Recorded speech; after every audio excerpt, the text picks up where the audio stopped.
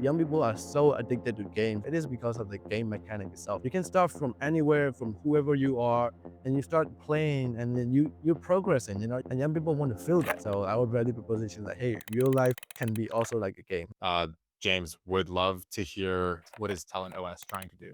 A lot of the young people are feeling so overwhelmed that whether they should go to school or not, they know that they don't want to get in debt. At the same time, they know that AI is disrupting everything, and we want to provide them like whatever here. Here's like mission one, mission two, mission three, mission four. How about just start with that? Just start with the easiest mission. At the end of mission 100, the path of like technical design or whatever, it might disappear, sure, but you still got a lot of the learning, the discipline that when you actually take actions. And yeah, at the service level, we're building this interoperability layer between AI and humans. But right now, when you want to gauge somebody's potential, you use tools like resumes, interviews, LinkedIn profile, which are very gut-based. Hey, I'm Kyle Morris here with James Wynn on the Democratize Intelligence podcast, where we summon heroic builders from across the world that are on the frontier of the future of work, politics, and life in a world with super intelligence.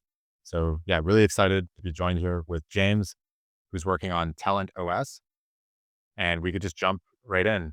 Uh, James, would love to hear uh, the pitch on what is TalentOS at a surface level for those who don't know, and then on a very fundamental level, what is TalentOS trying to do? Yeah, first of all, thank you so much for inviting me on the podcast. And yeah, at the service level, we're building this interoperability layer between AI and humans. Our main thesis is that as there are more standardized agent and human or agents and company interactions, such as like MCP or A2A, there should be more of a standardized interaction between human data and agents, or human data and more machines as well. But right now, when you go look at it, when you want to gauge somebody's potential, or when you want to gauge somebody's like talent data, or just like capability data, you use tools like resumes, you use tools like interviews, or looking at their LinkedIn profile, which are very gut based, or which are very instant based, and which is a lot of like semantics that can make the machines falter. And as we know, like when you put in bad data, bad output come out from these like LLMs. And so our thesis is that in the more and more upcoming agentic work economy, AI agents will have more autonomy to make decisions, to make decisions to hire, to make decisions to find talent, discover, match. But right now, the data they have right now is very, very faulty. So how can we basically provide better data for these agents or for these machines? And that's fundamentally we're trying to solve. And our thesis is by solving that, will make human potential more meritocratic and more discoverable. Now, those humans will not be gated by the old systems like credentials, will not be gated by the old systems like you need to be in a certain geography, a certain network to be discovered. Now since every data will become more programmable, more verifiable, then every human that can prove their worth, well, through a set of data, can get uh, certain opportunities that is relevant to their talent. Yeah. So, okay, so there's a lot here to like unpack, and I think with many pitches that are around like the future of work, there's a lot moving at Yeah. the same time. You have tech, people, then you have a customer, you have data, where's money coming from, agents, this whole agent thing. Yeah. Walk me through who your end who is the end user that Yep. benefits from this? What does their day look like without Talent OS? And what does their day look like with Talent OS? We'll start there and then we'll work our way inward and understand like the mechanisms. Yeah. Definitely. Our and On the user side is gonna be up and coming 14 to 16 uh kid that is just like gonna be is that is just waiting for their first job opportunity, and usually they will just go to high school, university, get their first credential, and then apply for a job. That is the world without like currently without TalentOS right now. And with TalentOS on the user side, they will come to the app and they will start proving their abilities through certain challenges. Make a TikTok video, design a logo, write a blog post. These challenges test their skill, their real work skill, and they also test like, hey, how do they adapt to this challenge? or what was their rate of learning. And like, well, basically like we can measure a lot of like really high signal data points just by them interacting with this challenge. And then we structure it, we output it, and then we provide it to the other side, which can be just a normal employer, or which can be more of an AI agent. And then those on the other side basically gauge it. And then if this talent is like valuable for them, they can basically directly reach out and hire. So that's the high level answer right there. Yeah. And so I'm curious your thought on the whole um, verifiability thesis around, if agents can verify if talent is good, Yeah. can't they just replace the talent? And, a lot of people are discussing the replacement tech Yeah. versus like tech that is empowering Yeah. workers to do better. Where do you see that fitting with TalentOS? Like, how do you balance like the degree to which you can verify somebody that could be replaced versus upskilling people as a new form of capital? I do think at the end state, Elon Musk said it like work will become optional. Maybe in like 40 to 50 years, I do see it coming. But in between like 20 to 30 years, like sure, like a lot of niche technical abilities like coding, or basically like design making deep research, or like like just this data analyzing. A lot of these skills are now now can be just like outsourced to AI. But I'm more excited in like more who is managing these AIs. And basically like we're coming into a world where like knowing knowing how to do it, the execution ability is becoming more commoditized. It's more like knowing like how to do it. Is knowing what is good is becoming more value, right? The taste curators, knowing that like basically like knowing that, oh, this can actually make money. This poem is actually touch somebody's heart. Instead of like just like, oh, this is a poem, 8 lines, like whatever, one sentence. And that has like rhyming words in it. Okay, like that is like every AI agent or every AI can do it now. And the execution is becoming commoditized. The coding, designing, everything's commoditized. But now what is becoming more valuable is like knowing what is good. Like, okay, this code or this design can make can go into win a prize. This photograph can actually like get a prize or whatever. So I think like humans will for the foreseeable 20 to 30 years. I think like that skill is gonna become like the most important thing, right? Like now the second question is like, okay, now how do you measure that? How do you see like which humans are good at that? And like that's something that we're really like trying to like just like measure data points to, right? And yeah, I think it's just gonna be like just collecting a lot more data as well. But yeah. And so do you make is your business in like traditional placement fees Mhm. when somebody gets a job? Is it selling data to train models for like big Yeah. labs? Is it something else? Like what is the what is the loop where this becomes like a business versus like a public good? Um, We want to be more positioning towards Shopify, to be honest. We have we right now we just crossed 6,000 users, and we have a API that basically says like what is this users like, what kind of missions they have done, what is their personality types, and like that a lot of like these data points around a certain potential around them. And we want to structure it, and we want to provide the API so that other people can, or other agents or other platforms can come and build on top of it. For example, like by looking at somebody's like interest and like their like like rate of growth, you can kind of see like they could be like good co-founders, or they can kind of see like they could be like good like love interests. Or you can kind of see like this they could be like more interested in like using this tool or using this service. So I think like there is a lot of like like a lot of like ideas that things that you can play around when you can unlock or when you can measure a certain more kind of like data set, right? Like how like stock markets used to be just like pure just like buying and selling. But now like every stock can be like can be like just like liquidized into like even small things. Now you can just like trade it in a really hyper liquid style. So I'm like, I can imagine a world like when you have like data around a lot, when you have like data points, really high fidelity data points around a certain person. This person loves anime. This person has done this, and like just a really high fidelity data points. Like, what can you do with that data? I feel like that's a really interesting future for us. Yeah. hmm. So so if I bounce this back, I'm hearing that okay, there was this future of work where people bring their unique taste Yep. to the market Yep. and they control a fleet of agents Yep. and that's what work is going to look like. And you're basically helping create structured a structured way to Yep. prove that you're Mm. good at doing this, Yep. that you have good taste, and that you can do good work. Yep. And then that data is now going to help match you with employers that Yep. want that type of taste. So the natural question here will be, what is the fundamental change that has made the like old talent systems fail, like Yeah. Upwork, TopTal, Yeah. Leak Code? Think of all hacker rank or whatnot. That there's this long history of prove yourself systems, even built on top of Yep. traditional resumes. Yep. Um, so I'm curious what has changed and what is failing about those traditional talent companies. I mean, the answer is AI. Like with AI, like nobody saw that AI can really code really great quality code, or AI can make like really great quality design. And a lot of these, like when you go look at like Upwork, Fiverr, LinkedIn, a lot of this platforms are indexed on like people who can do those.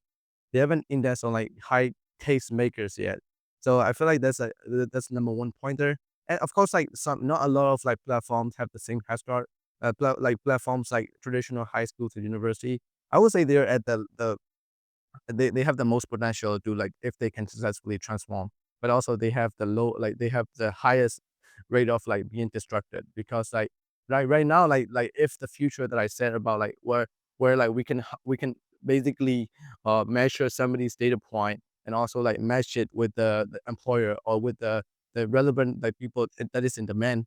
And what would you need the credential for? Because like a lot of these schooling systems are just like sticker makers, that they just provide you the sticker saying like this person has this skill for and he has trained for 4 years. Like whatever you say about university, about having fun or educated, that's like the real end goal of it, right? To get a certain degree Mhm. so that your employer would have assurance, like a little bit of mind insurance, so that like you won't be a complete fraud. But what if you can already know that from the get go, this person like this data point, it's this discipline, like they can like maneuver towards like problems and they have good quality taste because all of these outputs that we are seeing. Hmm. You won't necessarily need the credential anymore. So I would say like a lot of these like traditional schooling system, if they cannot pivot, they're in a really like really tough spot. And then another question is like Fiverr, Upwork. I do think they're in a really good place actually. Like they have like good a number of like distribution, but like the how fast they can pivot, right? How fast they can like basically like filter out like who are the talent that has like really great taste.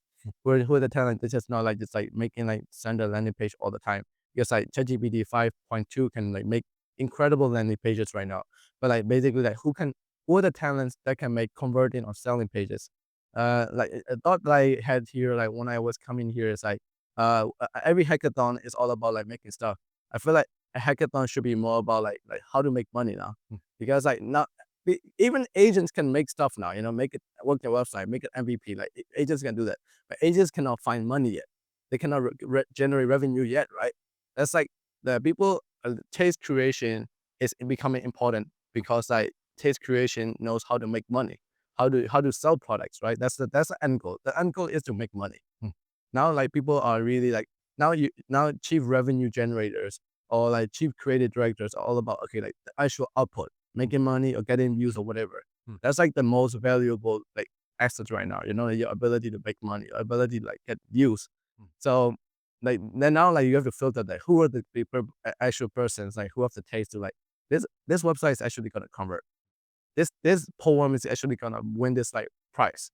This basically a product can actually sell. Now, like, how do you filter that? How do you get that? It's like, it's gonna be, I think, really gonna be interesting. And a lot of platform, I do think that they should like more pivot into that, right? A lot of the people here, these are the people that can command a fleet of AI agents. And then like, these are the people that you should, like hire or like contract for your like project or whatever. Yeah. Hmm.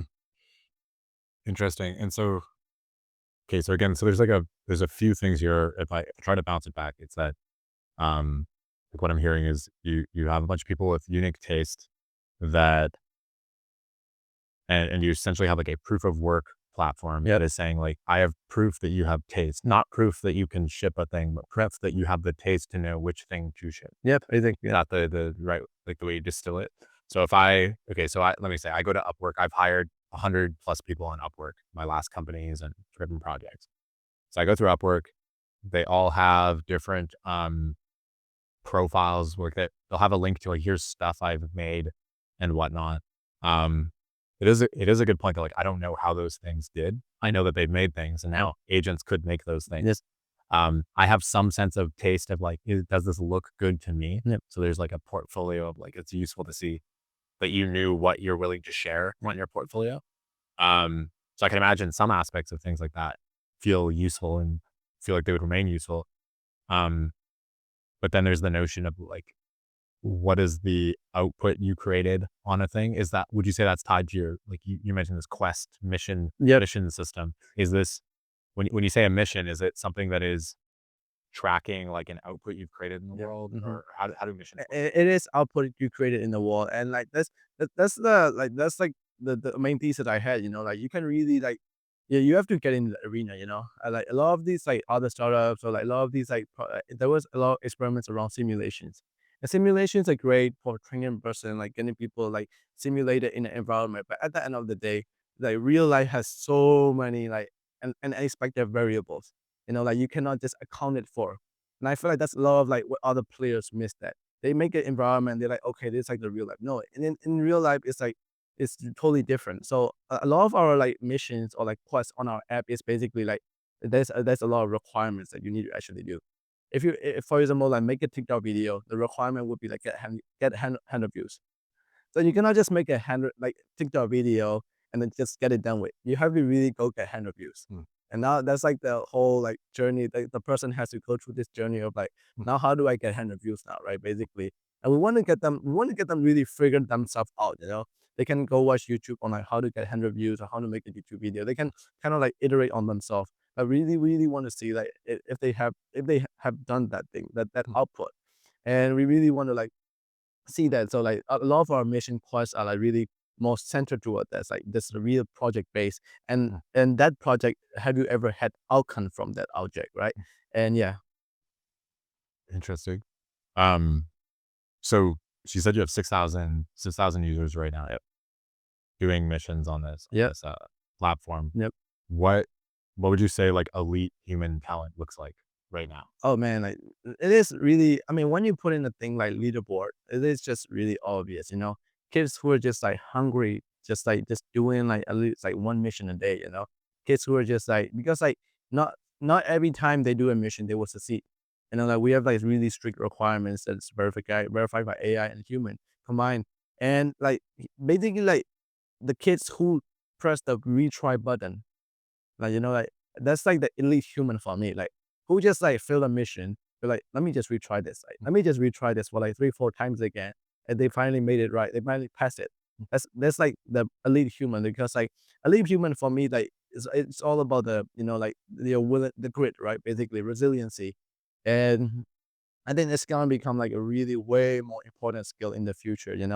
When a lot of these like technical skills get commoditized, I think like just your social skills or your soft skills will become like really more, not more of, like more your mindset skills. Like how do you learn after a mistake, or like how do you adapt during this like at certain times, and like do you know how to use like certain skills, because like we usually give you the option to like use a lot of tools in your mission, right? And we just look at the quality output or your like results. So like what kind of tools did they use and stuff like that.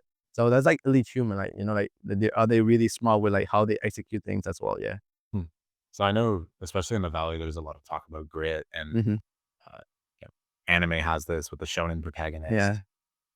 And yeah, I'm curious, like the are you seeing a correlation with just pure blunt repetition and the ability to develop taste compared with natural taste? Basically, natural talent versus talent as a result of grit. So, I'm curious what you're uh, seeing.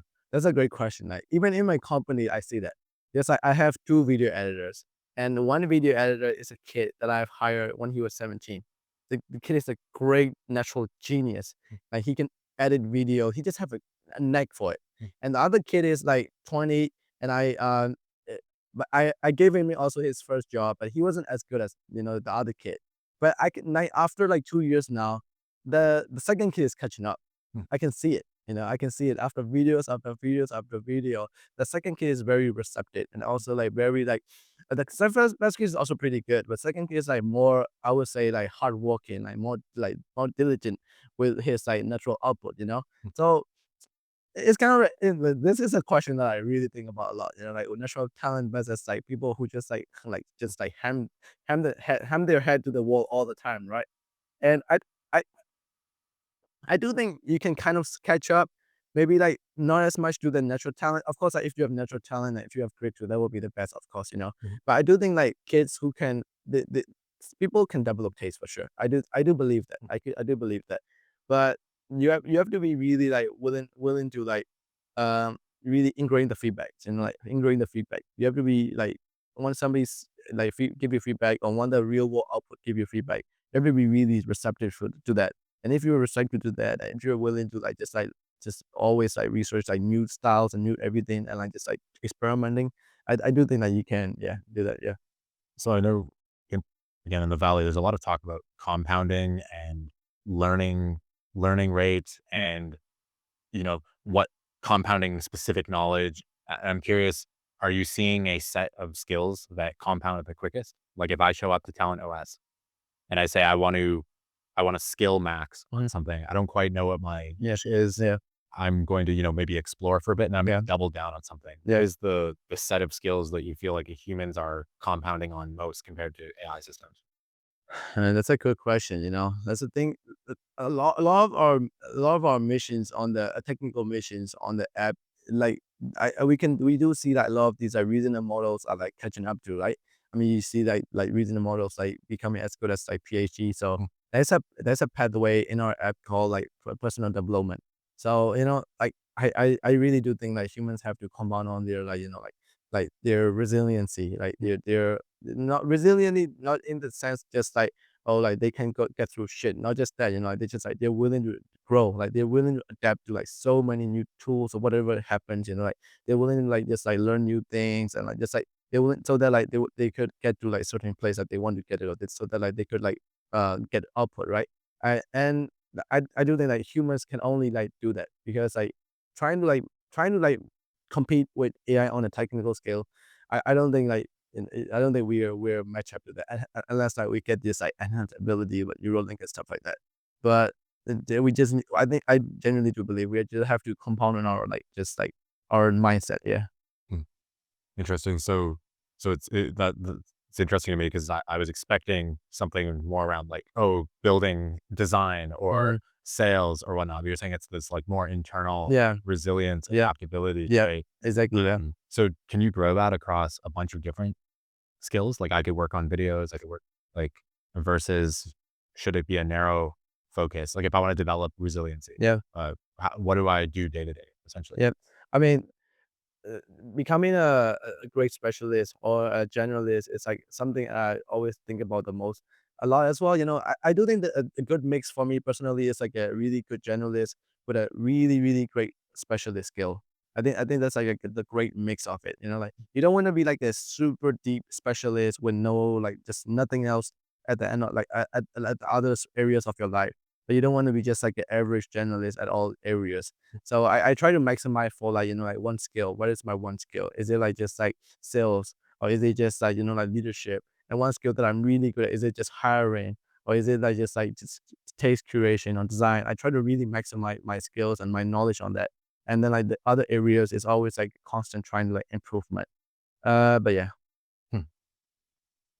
I want to ask a question about resumes. Yeah. You said earlier, resumes are dead. Hmm. Um, the traditional mode of assessing talent Yeah. doesn't work. So, like, what exactly is replacing resumes Yeah. in your system? Like, Yeah. surely you need some representation of a person's skills. It's not just become what a resume Yeah. is, or like what is staying, what is not staying.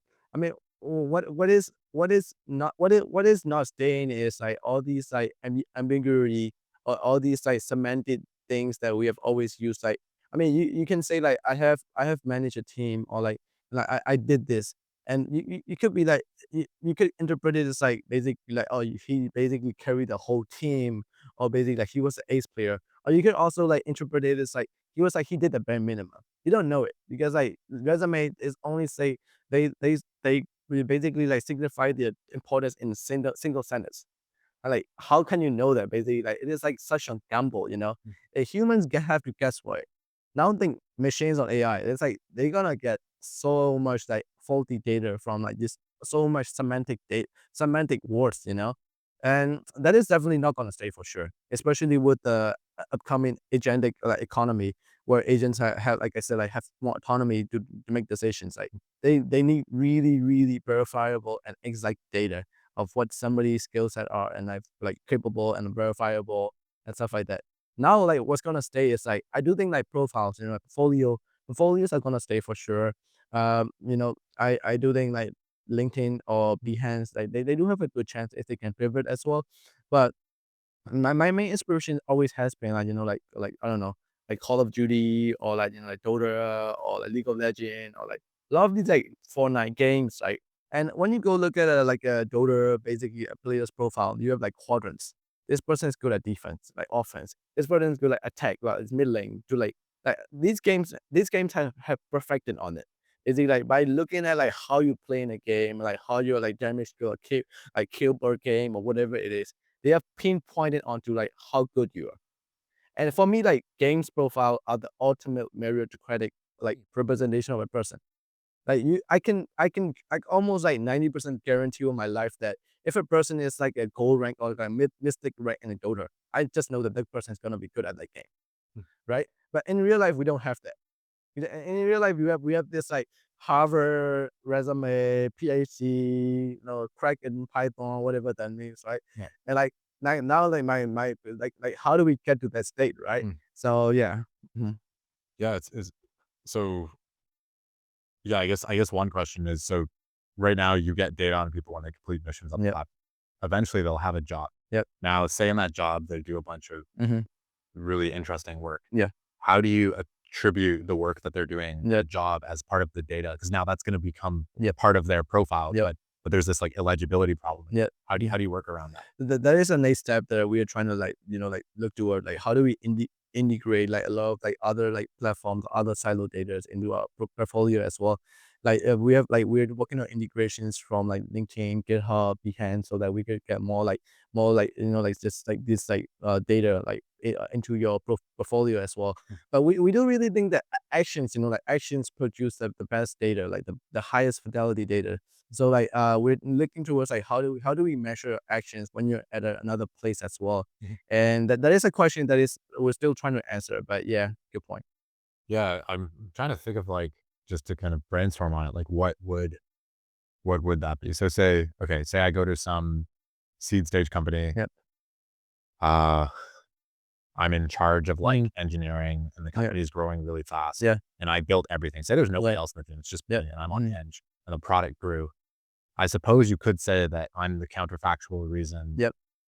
like for some level of Yep. the money. Okay. But the hard part is that there needs to be an attribution in it, which is like, Yeah. the Mm. reason Harvard degrees exist, Yeah. is because the certificate is actually the useful. It's the attribute that represents Yeah. that a council has assessed, That's I think that you and can they've use done that. the Yeah. work. Mhm. Y Combinator is the same. Yeah. It's Mhm. like, oh, it's a certificate of trust. Yeah. And so, yeah, like ultimately it'll get very political, I imagine. Yeah. You start to try and disambiguate. So maybe like a better question wouldn't be like, how do you solve the whole thing? But Yeah. like, what's the easiest part of it to bite off first? Yeah. I'd be really curious what that is. We're developing a new product that aims to like solve this. It's called TalentOS groups. It's basically like private environment for companies, for departments, for community to basically solve this. A lot of the community manager, department managers want to collect data on their workforce, on their community as well, like who is contributing, you know, who should I reward to, and then with a lot of these like high percentage data, but they have no way of collecting right now. Because like, in Slack, you don't know, like you just can collect their what they have said. In Discord, the same thing, right? But what if you could basically like autonomically like collect what a certain person has done, or you could like basically like autonomically here's your task, here's your mission. If a person is crashing their mission, crashing their test, what if that those could be like autonomically like collected by the data?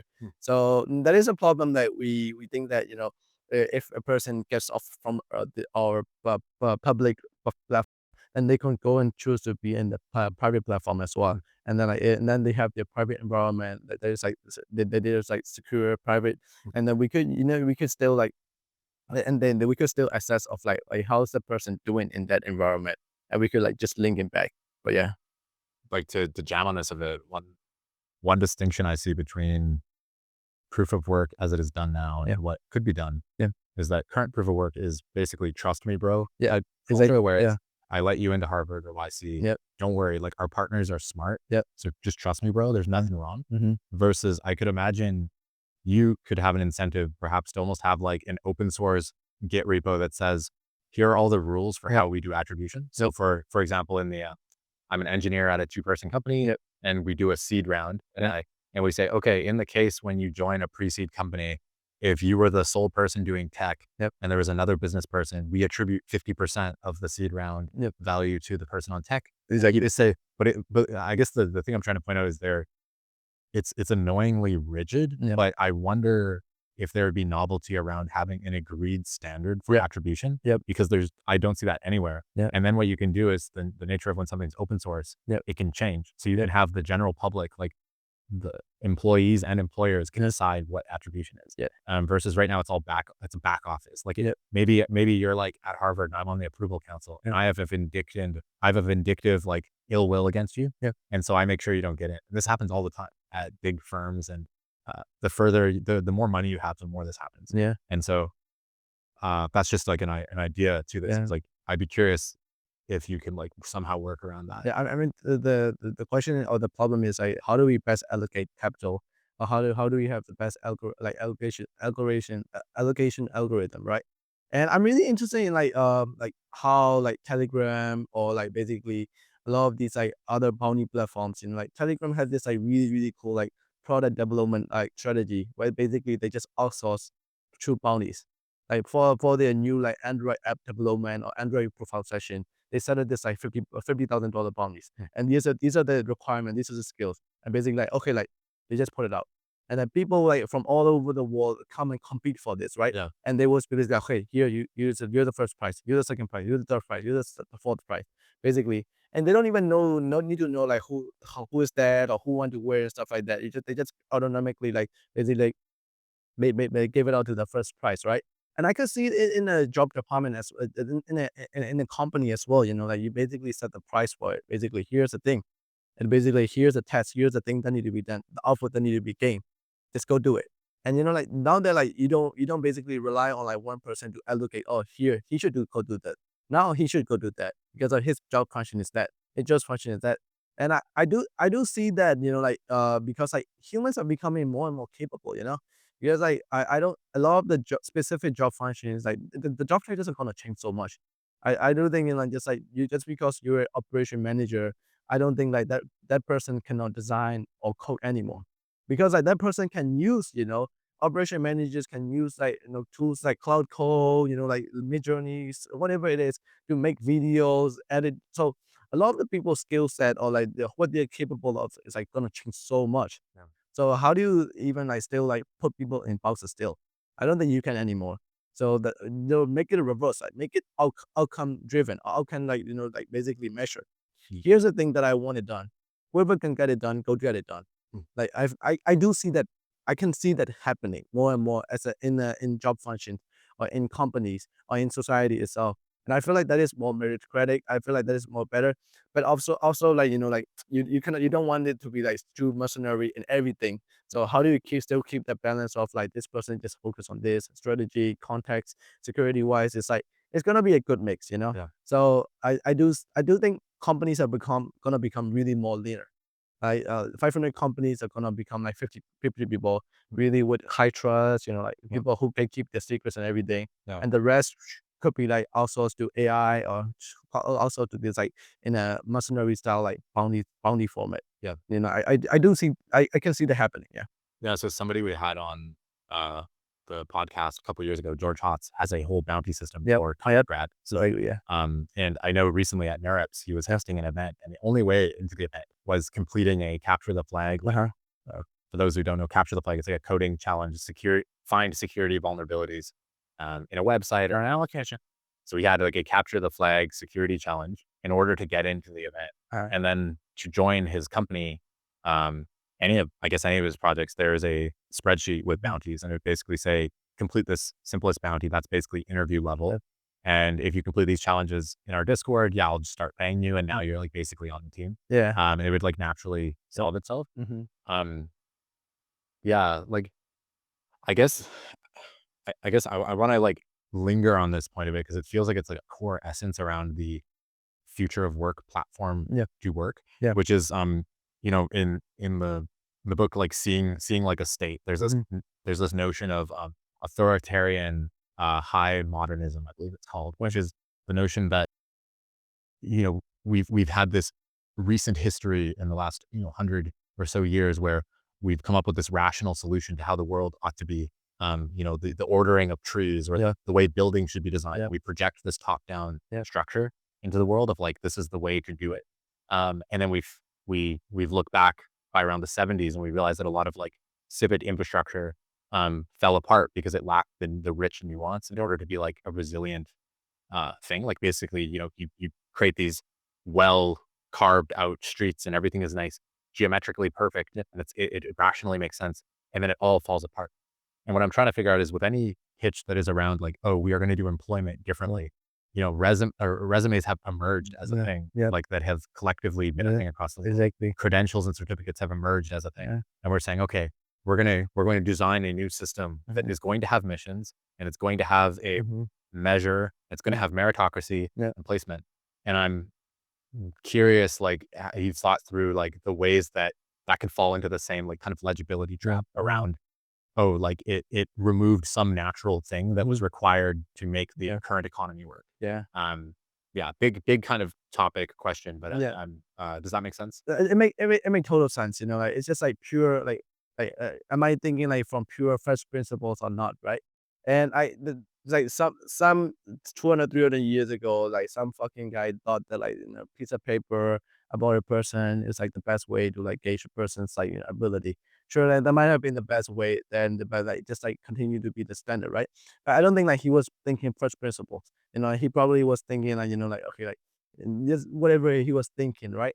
And obviously that's the same example with the cities and everything. Like they wasn't really thinking like, hey, how do we best like basically have the most efficient systems that where people and like people also like horse carriages or whatever can also like church and we can also like do like the transportation with the meal and everything.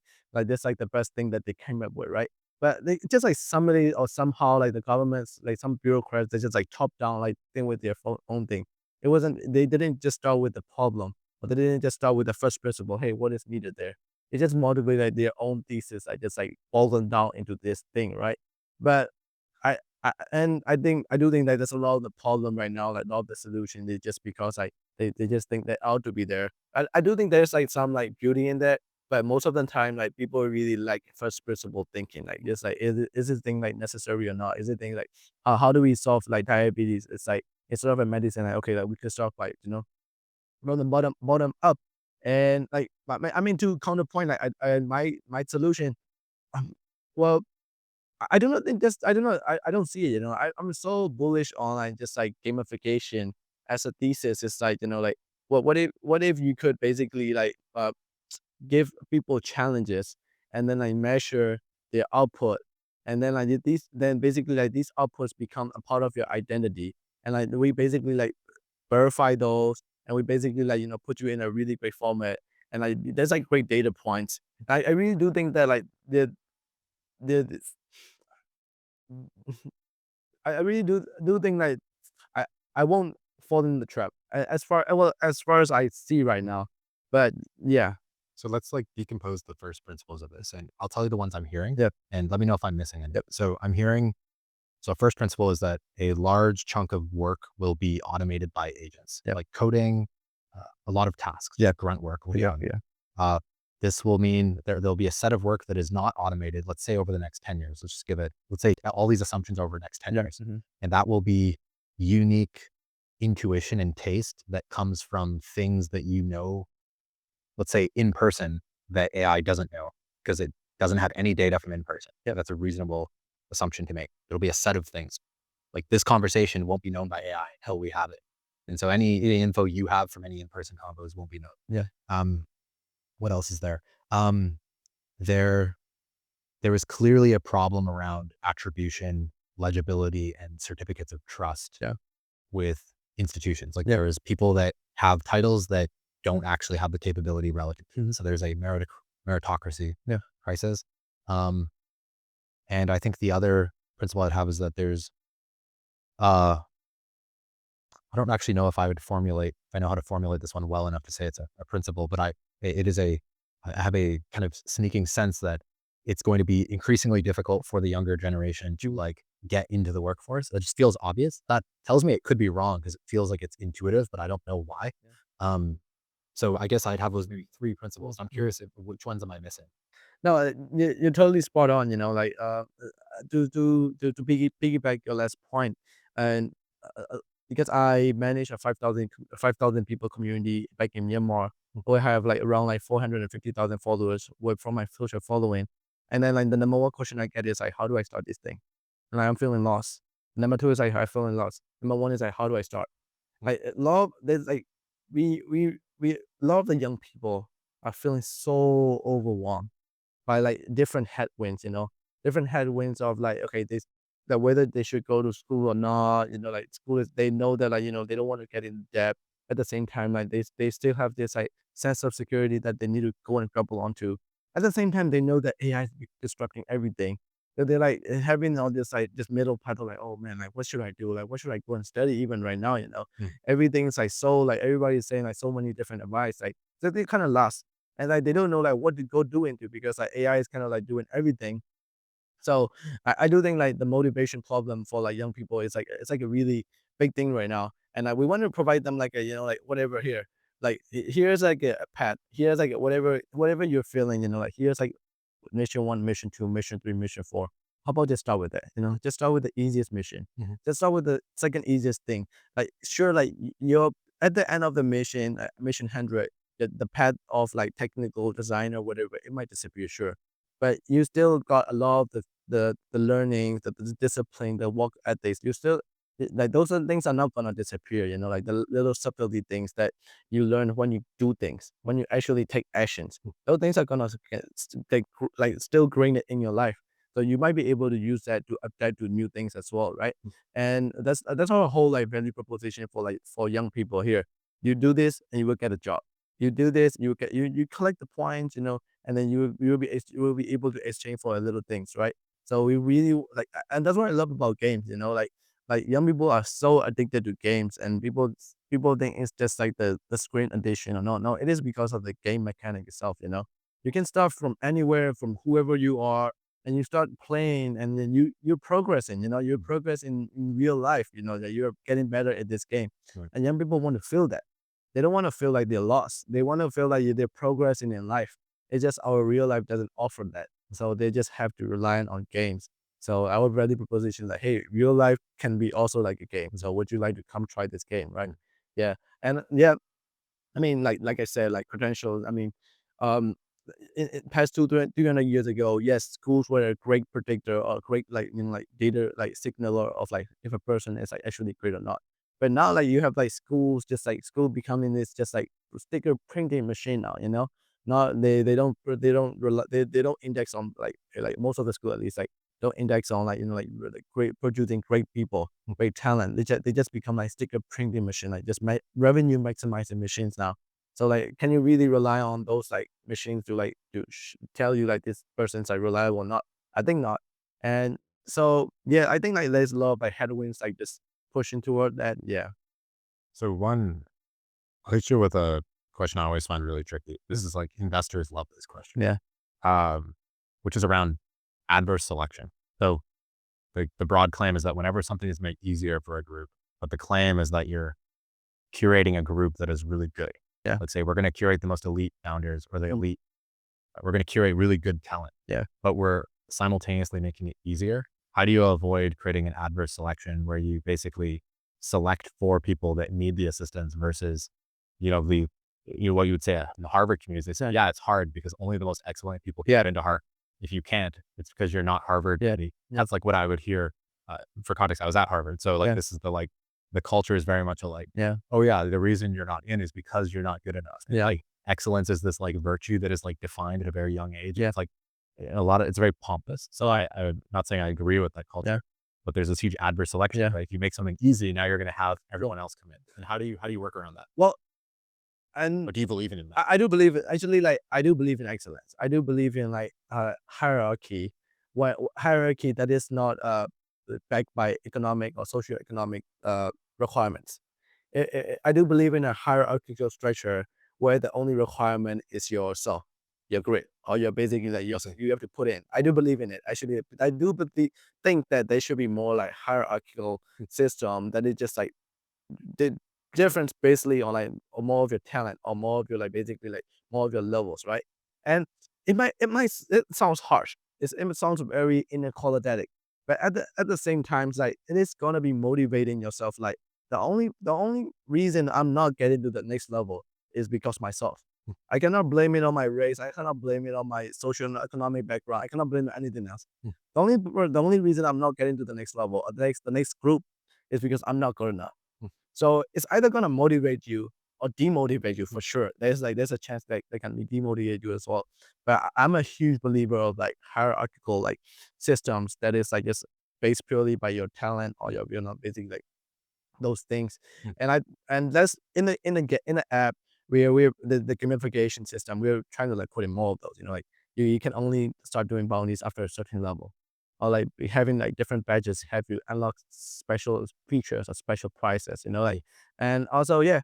And I mean yeah, and we also like testing out we're also testing out we're not only testing out with group missions, like basically like you have to invite 3 or more users to like do this mission together. Yeah. So like to get data points about like how do you collaborate with people and stuff like that. So yeah. So I do see the distinction then. So still like let me know if you agree or disagree, but my understanding is like the central difference between a Harvard or what you're doing is, so excellence is this output variable, Yeah. but it's the input to it for Harvard Yeah. is political affiliation. Yeah.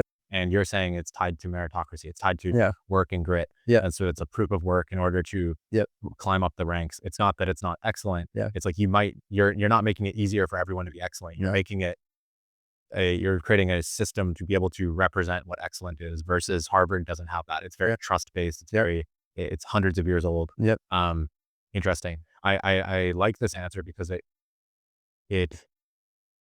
it feels like it addresses the main concern around adverse selection by saying like, oh no, we don't want adverse selection, Yeah. but without, yeah, like it works around that point Yeah. by pointing out a different problem with Yeah. the actual. I mean, Just you definitely have a explanation, like because like well, when Oppenheimer and the groups of people went to like developing nuclear, you know that like those were the most crackest people, and they came from the same community, so like they already had their thing here, and I can see like after like a few years, like the top like that we can have like this special class of talent on TalentOS, like when we have like 1 million users or whatever, it's like this 100 people. yeah, So fucking crack, they're just so crack at doing everything.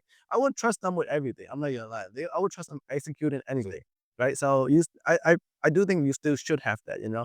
That's like just how life works, right? Basically, yeah. So this would actually, I mean, this could in theory like replace. Or I guess I'd ask the question like, do you think this would replace traditional like institutions like a Harvard, or do you think, uh, yeah, like if say this goes well, Yeah. and it works, you do have the million, Yeah. okay, 10 million, 100 Yeah. million users.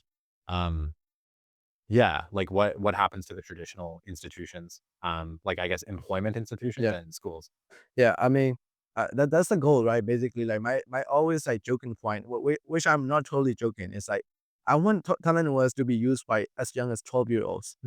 Basically like they become 12-year-old and they start fucking playing missions on talent was, and then by the time they're 14, 15, 16, they get their first opportunity. Basically because that they are fucking trained their life like for like 3, 4 years already. They've accumulated all the skills. Well, why do they need to go to school anymore? Why do they need to go to school like the university anymore?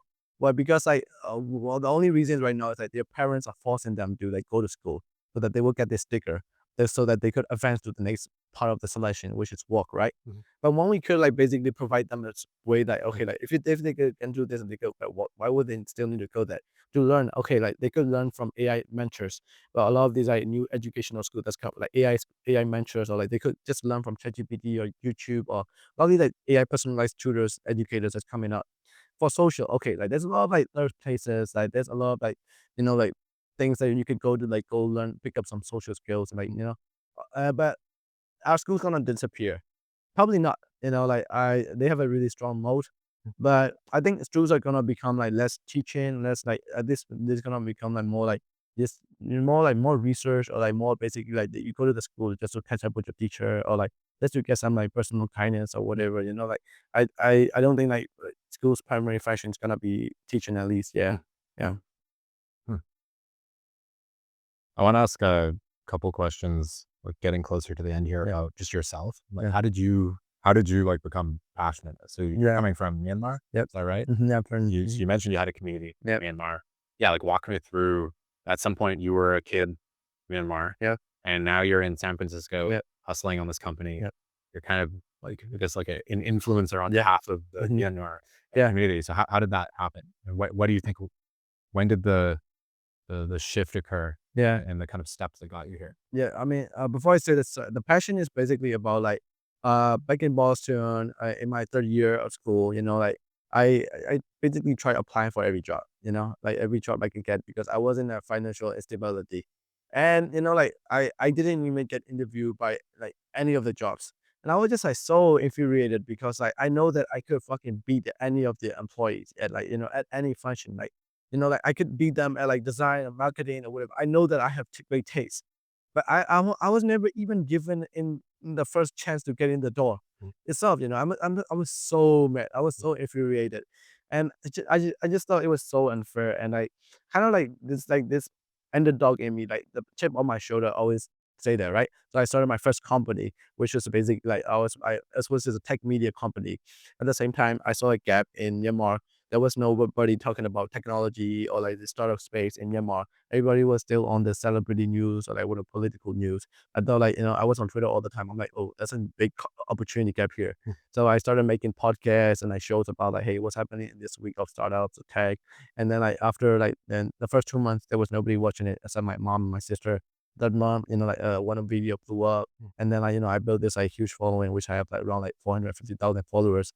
And I have a big community now. And like using the community, I built this like community spaces, which I have opened 2 community spaces. So that was my little bit of the journey, right?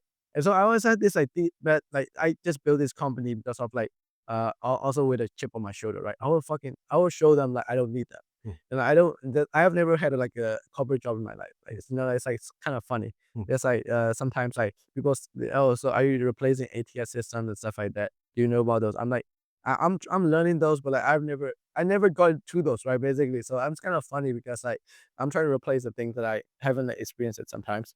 Hmm. Even when running my company, I've always never a part of a traditional company. So Mm. a lot of the like the how to say the structures, I had to learn it from first principle.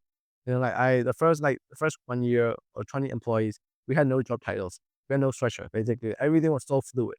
And then I had to first principle come up with departments and everything. Yeah. So it was like a funny moment because but but yeah, but I always has like a chip on my shoulder, like I will prove them wrong, right? Basically, like I am capable. So that's the whole reason I became very entrepreneurial, to be honest. And then I started like this company because this thesis just stuck in my mind. Like I see these kids I only hire or mainly hire from my community. All of these crack kids, most of them haven't even finished high school yet. That don't have any degrees, right? And normally they wouldn't even get a reply from like most of the companies either. But I always give them a shot because I just look at their skills and their grit, mainly. And I just thought like, man, this is the future of hiring. I really do think so. I like just like looking at your resume or looking at your credentials, I don't think it's gonna work out for the future. And like and I wanted to accelerate that. I wanted to play a part in that. And that's how it come to be. Yeah. I think you made a point that's really interesting. I want to actually dig in on, which was you said roles emerged naturally. You didn't have any understanding of corporate structure. Yeah. So what roles emerged? over Yeah. time? I'm curious, like, what was the natural structure? I mean, just like who is great at what, right? Basically, like we like 20 people are so fluid. Basically, like I had a sense for like who is great at what. But basically by letting them really try, like some people are really good at like, like growth.